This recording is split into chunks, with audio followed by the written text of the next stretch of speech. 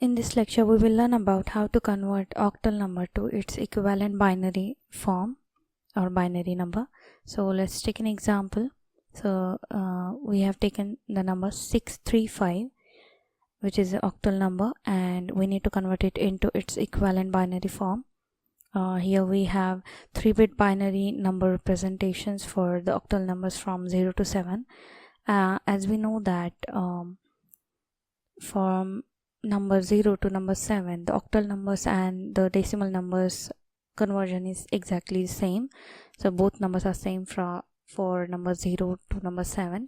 So we know how to convert a decimal number into its equivalent binary format.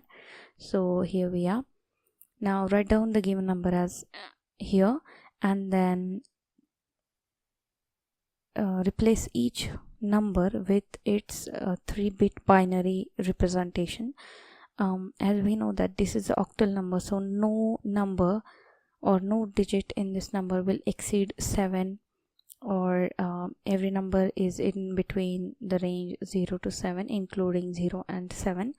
So we have all the 3-bit representation for all of these numbers, so we just need to replace the numbers with its 3-bit binary representation, and this is it. So for 5, the representation is 101, so we will add it here. Then for 3, the representation is 011, so replace it with this. For 6, the representation is 110, so write down here as shown here, and then just join all of these groups, 3-bit representation, and we will get the final answer, which is the binary equivalent for the given number 635. So this is how we convert an octal number into its equivalent binary form.